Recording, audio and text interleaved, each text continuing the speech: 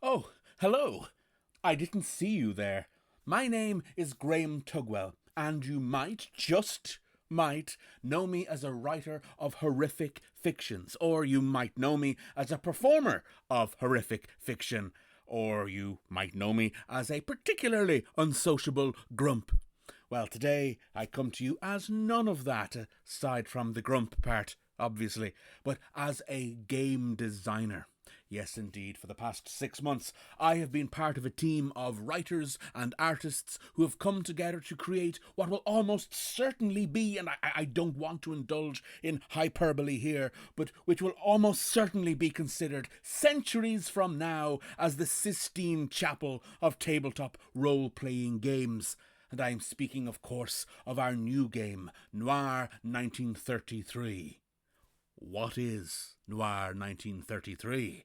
Well, it is a game of pulp adventure, of two-fisted tales on the grim streets of Depression-era USA, a game of gin joints and speakeasies, of hoodlums and dames and dockworkers and femme fatales and skyscrapers and Tommy guns, and that's right, every single possible trope you could come up with about this most exciting period in history, all of it lovingly folded into the narrative world that is Noir 1933. Now, of course, there are many games and TV shows that are like this, so what makes us different? Well, there is a particular type of hero that all those old pulp stories would place as the paragon of human achievement. When we've all encountered this trope, a guy, and it's always a guy, filthy with money, wading into some jungle somewhere, and after slapping a native or two, nobbing off with their ancestral amulets, transforming back home into a masked defender of the 1%. Now, for all the bountiful scope that the pulp stories offered, and I mean, anything is possible when the deadline to get the story out the door is tomorrow, and word count is word count, well, that conception of a hero is narrow and quite limited. There are other neighbourhoods, other communities, other strata of society who need their defenders, their advocates, their heroes of their own, and maybe those histories have just been lost, temporarily mislaid, and perhaps it is time to rediscover them, to widen the pool of what is considered heroic, to expand the scope of who gets to be a hero, to give voice, to give a place, to give a piece of the action.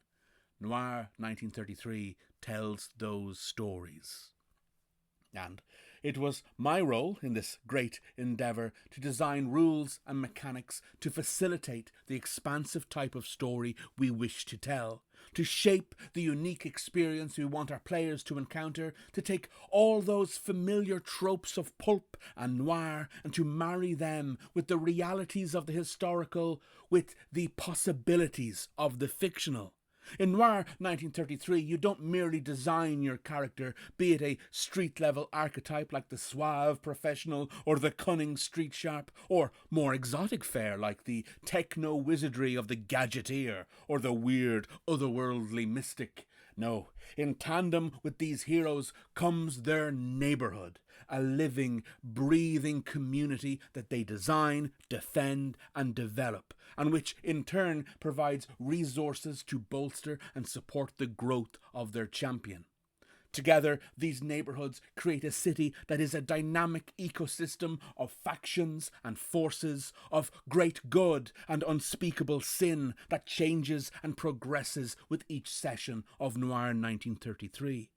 And that's just the tip of the iceberg. Every aspect of the game has been designed to further our goal of new stories, new experiences. If this sounds like something you would like to support, our Kickstarter has just gone live.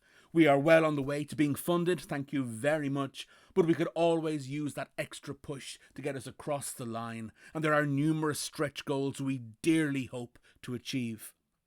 Our rulebook is intended to contain the core rules of the game, but to also be a resource of city building for other tabletop games. and at the same time to be a font of new fiction, new art, and new inspirations set in the world of Noir 1933. There is a growing list of contributors on Kickstarter, so if there is a writer or artist there whose work you really want to see, please consider supporting us and making that a reality. If you've listened this far, you're great altogether, and I really appreciate it. So, on behalf of myself, and on behalf of the team behind Noir 1933, thank you very much for joining us on this journey.